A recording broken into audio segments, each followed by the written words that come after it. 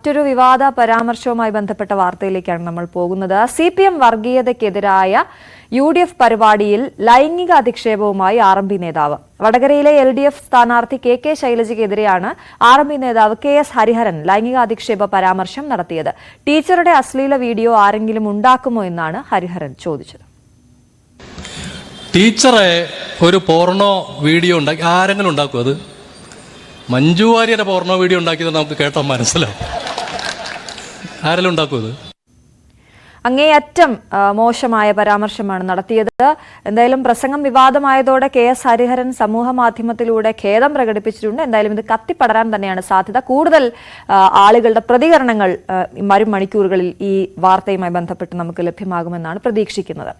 കടുത്ത ചൂടിന് ശമനമേകി സംസ്ഥാനത്ത് വിവിധയിടങ്ങളിൽ വേനൽ മഴ ലഭിച്ചു. പത്തനംതിട്ട, ഇടുക്കി, വയനാട് എന്നിവിടങ്ങളിൽ ഇന്ന് മഴയ്ക്ക് സാധ്യതയുണ്ടെന്ന് കാലാവസ്ഥാ വകുപ്പ് അറിയിച്ചു.